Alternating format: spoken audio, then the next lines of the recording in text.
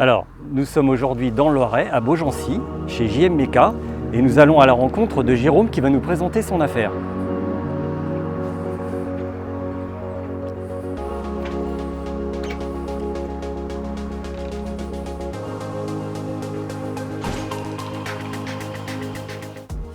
Bonjour Jérôme. Bonjour Alexandre.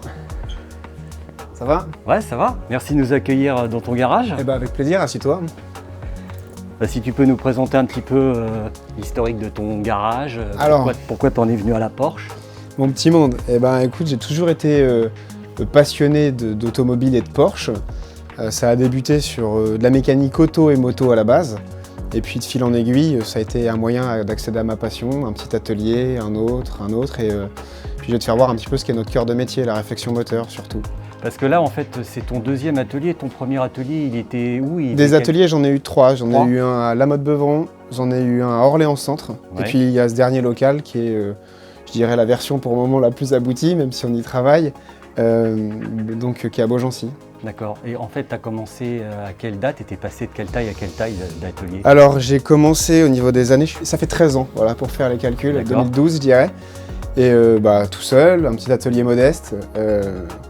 Un autre atelier, un gars, louer, pouvoir acheter un bâtiment, développer et maintenant on est 4 à bosser. D'accord. Et t'as quelle surface? 1000 m². 1000 m². Ouais. En atelier, t'as combien?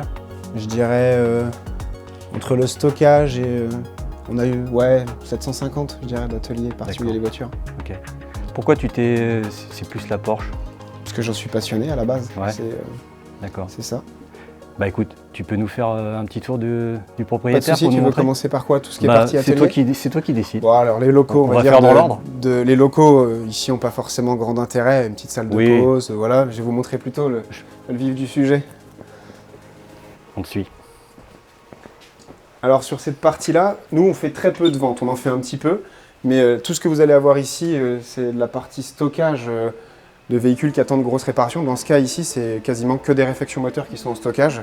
Donc toutes ces autos-là n'ont plus de moteur? Ouais, la plupart, on voit, elles ont des mécaniques déposées.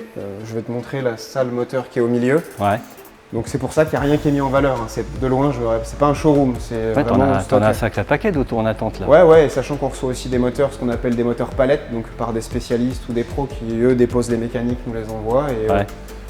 Et on est en train de se pencher, on développe d'ailleurs beaucoup de créneaux sur la récente que je vais te faire voir. D'accord, je te suis.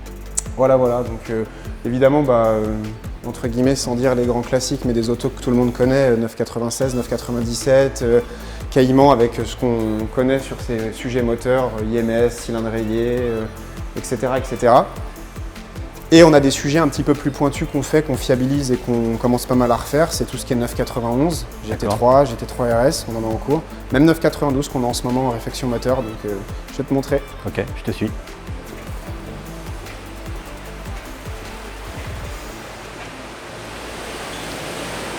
Hop, je vais... Donc là, c'est un peu la salle d'opération ici. Ouais, là, il y a un petit peu d'entrailles aussi. Donc alors pour situer, là, on en a quand même pas mal en ce moment, donc ça fait un petit peu condensé. Donc, les grands classiques, comme je disais, tout ce qui est les moteurs à eau qu'on connaît, 996, 997, qui sont en cours. Ça, tu connais, vous connaissez, sinon les chemisages massifs, où on utilise une technique de chemisage, pas les petites chemises, on met des chemises complètement intégralement remplacées. Sur l'établi celui-ci 992, les toutes dernières, avec des pannes qu'on voit comme sur 991 récurrentes, les cases de distribution, des phaseurs, donc ça c'est des interventions de plus en plus qu'on propose en fiabilisation. On a fait faire des pièces pour pouvoir régler tous ces petits soucis de vis en magnésium et compagnie. Puis après, voilà, c'est un peu moins joli à l'œil, mais tout ce qu'on a en stockage, pièces détachées, GT3, 97 turbo, GT3 RS, 992, 3997 là qui sont en cours. Voilà. Ok. Oui, donc en fait, tu fais le démontage entièrement du moteur, tu restaures les parties qui sont abîmées ou tu fiabilises les parties qui sont... Absolument, on essaye, ces voitures-là sont bien fabriquées mais ont des vis, on va dire, conceptuelles. Ouais. Donc l'intérêt, on va dire, de passer par, pas la case remplacement ou le fait du matching, c'est de pouvoir intervenir sur justement ce qui fait défaillance et l'améliorer et le solder, on va dire, le problème de manière définitive. Oui. La 997, on connaît, c'est un souci de matériaux, le chemisage, personne ne l'invente, c'est quelque chose qui existe depuis longtemps. Là, on a ce qu'on voit beaucoup sur ces véhicules-là, les vis en magnésium qui sont des vis qui sont minuscules et qui ont beaucoup de choses sur le dos, qu'on voit de plus en plus malheureusement échouer et casser sur ces moteurs-là. Typiquement, ça a 18 000 km. 18 000 km. La RS Pack Vessar là, qu'on a de l'autre côté, en 991, on a refait le moteur, je crois qu'elle a 12 ou 15 000 bornes. Donc il y a quand même des sujets qu'on commence à... Et on peut fiabiliser tout ça, on n'est pas obligé d'arriver là pour savoir que ça existe justement. Donc voilà, c'est notre cheval de bataille d'aujourd'hui et de demain. Ouais, quand on regarde là sur la gauche, il y a un paquet de blocs. Hein, oui, absolument. Alors il y a un petit peu de tout. On va dire que ce qu'on va avoir au sol ou en chariot, c'est des choses qu'on a à faire. Ce qu'on a sur les racks, c'est du stock qui nous appartient, qui est évidemment, pour le moment, ce qu'on manque un peu de temps, non valorisé, quoi. C'est des moteurs à faire, quoi. Ok. Voilà. Ouais, puis là, après, tu as la partie après, on a un petit peu montage. Un petit peu, ouais, voilà. Donc, typiquement, là, c'est quelque chose qu'on voit souvent sur les GT3 RS. Souci avec les huiles et les pompes à huile, bielle qui coule, là complètement serré HS, mais typiquement ça c'est un phase de 4 litres. Ouais. Voilà, donc, évidemment tu fais tout ce qui est métrologie. Absolument, ouais, tout ce qu'on a, colonne de mesure, on a accès au traitement de métaux, usinage, chemisage, on fait les culasses ici, enfin on se débrouille. D'accord. Oui, puis j'ai vu que tu avais vraiment beaucoup de matériel pour tout ce qui est nettoyage de pièces. Absolument, ouais, on a des process bien précis qu'on voit là, par exemple typiquement les 3 laveuses, ça peut paraître bête, mais on en a une pour chaque étape. On va avoir des laveuses à eau chaude avec des produits lessiviels, du déshuilage. Une fois qu'on a déshuilé, de l'autre côté on a aérogomme microbille, on a une laveuse qui sert à renettoyer ces contaminations-là. Ouais. Et après on a une laveuse vraiment de finition, où il n'y a rien qui va dedans avant ces 2 étapes-là de nettoyage.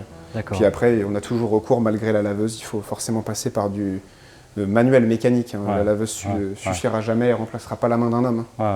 Voilà. Oui, donc ça te permet de rendre des blocs dans un état propre. Ouais, voilà, ça va ressembler à ça, à petit peu près, une fois microbillé. Et encore, ceux-là, bon, on en a des plus jolis que ça. Celui-ci était pas mal taché à la base, donc voilà. Ouais.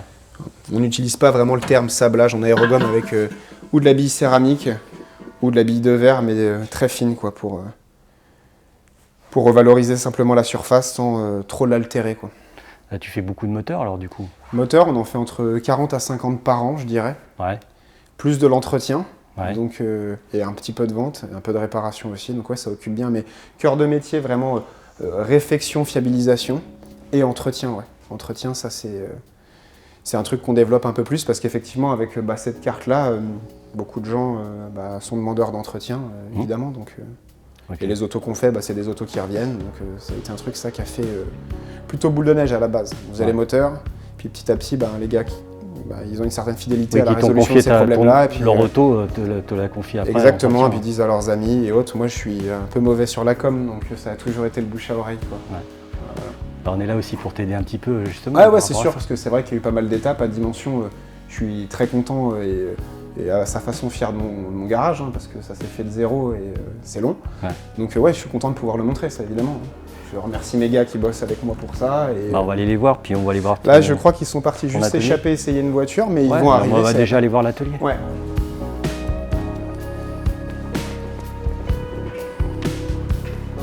Alors typiquement des autos qu'on a assez souvent à l'atelier, là on a 2 RS, une belle GTS, et puis ça c'est la partie où on entretient, démonte.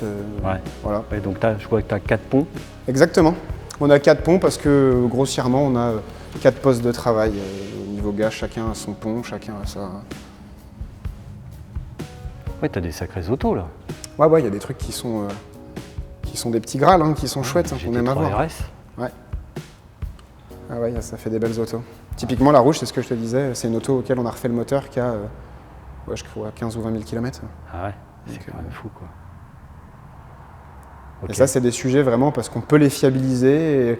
Il y a quand même un peu de trucs entre de la conception et du plan d'entretien, donc il y a des trucs qui commencent à être améliorés. Et puis il faut en parler parce que c'est des voitures, pour le moment, elles sont encore très réseau.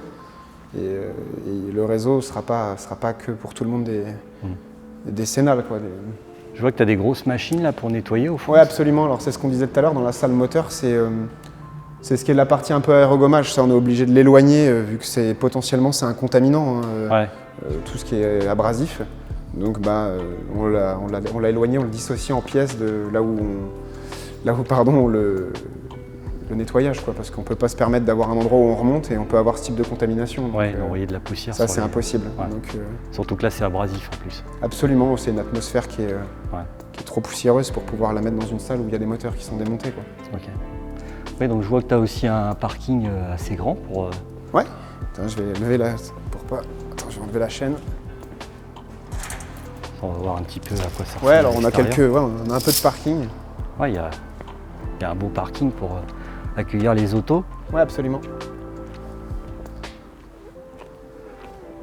Ouais, ça te fait un bel outil de travail. Ah ouais, c'est un super outil, très confortable pour bosser. C'est vrai que ceux qui connaissent les précédents garages, c'est un truc qui est vraiment...